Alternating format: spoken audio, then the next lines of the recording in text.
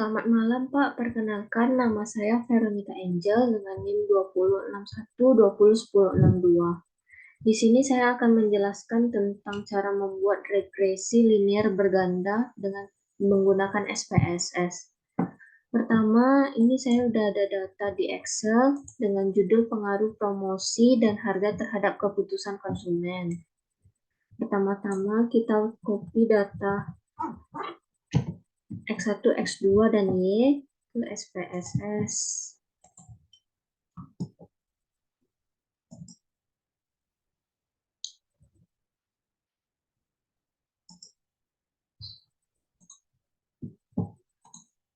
Lalu kita ganti namanya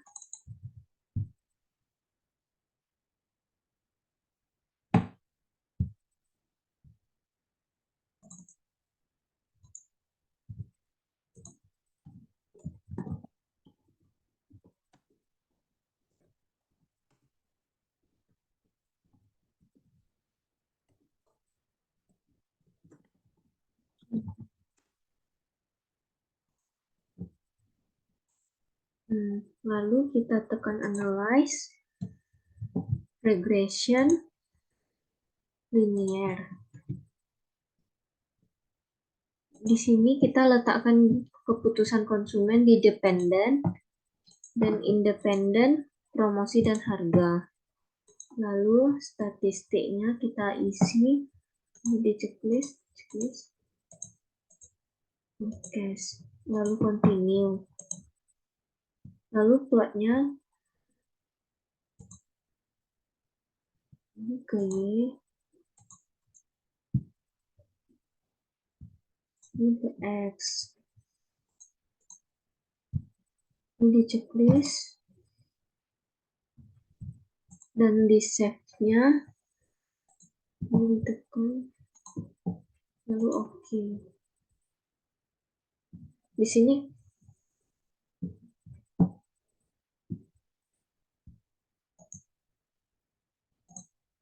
sini kita akan membuat uji Glaser dengan cara transform komputer variabel. Lalu di sini kita buat apps underscore s. Di sini kita isi juga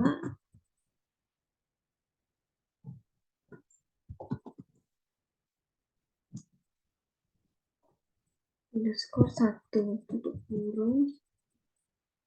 Ini kita klik arithmetic, ini apps,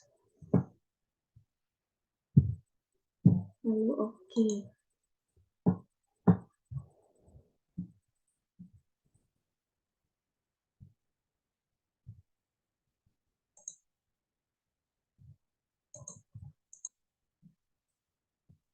Lalu kita lanjut dengan uji part, itu transform computed variable. Ini kita ganti jadi ln.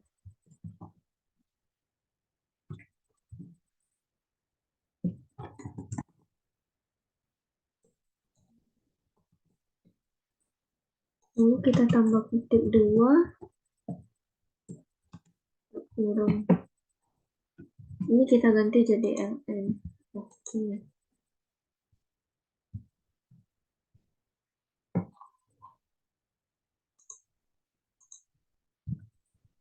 Lalu kita lanjut dengan uji KS.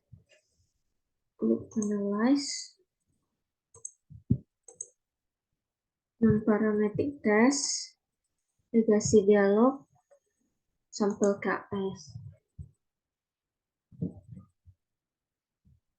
Kita buat keputusan konsumen di tes, lalu oke.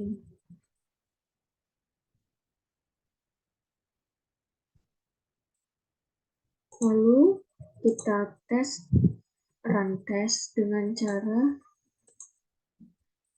analyze, non-parametric test, legasi dialog, run. Lalu kita pindahkan ini ke sini. Ini tetap median. Oke.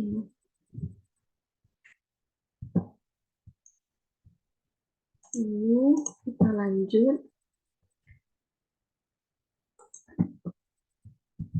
Analyze lagi. Regression linear. Yang keputusan konsumen diganti jadi F-res. Lalu statistiknya ini kita hapus yang tadi kita checklist. Lalu continue. Plot juga kita hapus yang kita checklist tadi. Continue. Yang save juga. Lalu oke.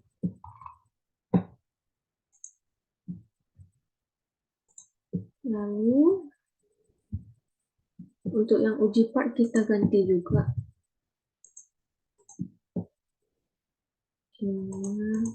Kita tukar dengan ln. Lalu oke.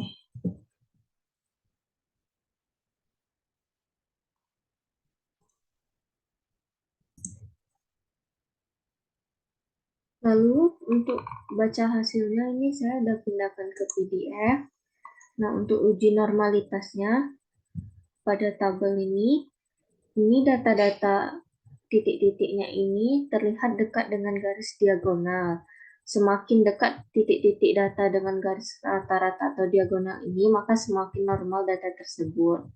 Nah, data ini termasuk data normal. Lalu, untuk yang one sample Kolmogorov-Smirnov test, ini jika angka signifikannya ini lebih dari 0,05, maka data tersebut normal. Ini karena 0,994 ini termasuk normal.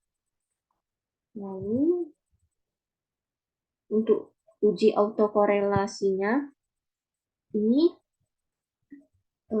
data yang digunakan kita itu cuma 6. Nah, kita pakai 7 yang seperti di tabel Pak Teddy.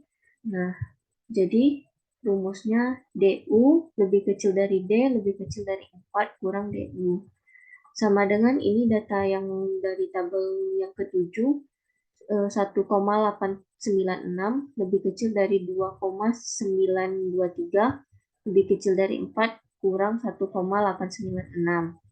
Nah, 1,896 lebih kecil dari 2,923 ini dari yang Durbin Watson-nya ini.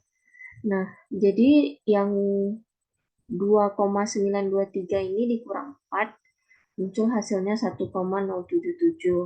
Data ini termasuk autokorelasi karena hasilnya terbalik, maka terjadi autokorelasi. Lalu pada run testnya, jika hasil ininya di atas 0,05, maka tidak terdapat autokorelasi.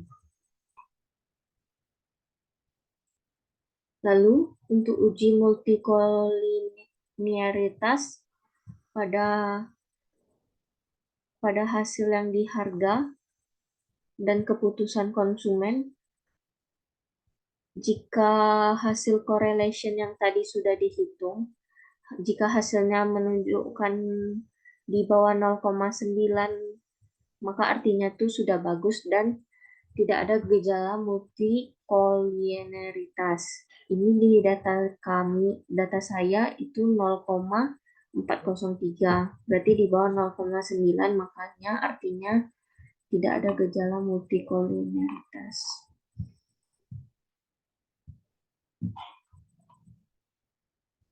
Lalu untuk yang uji multikoliniaritas ini yang hasil PIV-nya ini jika hasil PIV-nya lebih dari 10, maka terdapat multikoliniaritas. Tapi ini hasil saya cuma 1,194, makanya tidak ada gejala itu. Lalu untuk uji heteroskedastisitas, ini yang untuk tabel scatter plotnya. Dari hasil scatter plotnya ini harus menyebar. Jika tidak, maka terdapat heteroskedastisitas. Nah, ini punya saya data-datanya ini menyebar, maka tidak terdapat itu. Lalu untuk yang uji Glaser-nya ini, jika hasil promosi dan harganya ini di atas 0,05, maka hasilnya normal. Nah, di data saya ini hasilnya 0,154 dan yang harganya 0,240. Maka tidak terdapat heteroskedastisitas. Lalu untuk yang uji partnya, jika hasilnya di atas 0,05, maka hasilnya normal. Ini hasil promosi saya 0,049 dan yang harganya 0,159. Maka hasilnya termasuk normal dan tidak terdapat heteroskedastisitas. Nah, yang terakhir untuk summary hasil uji asumsinya, ini diisi dari data-data tadi. Untuk uji Kolmogorov-Smirnov saya itu termasuk data normal. Dan untuk uji yang autokorelasi yang Durbin-Watson itu ada autokorelasi dan yang run-testnya itu tidak ada autokorelasi.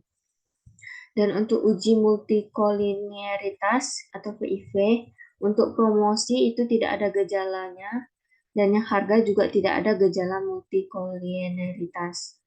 Untuk uji heteroskedastisitas uji Glaser, itu yang promosi tidak terdapat dan yang harga juga tidak terdapat itu. Dan yang untuk uji part, promosi dan harga tidak terdapat heteroskedastisitas. Sekian penjelasan dari saya. Jika ada salah kata atau salah pengertian mohon dimaafkan. Terima kasih, Pak.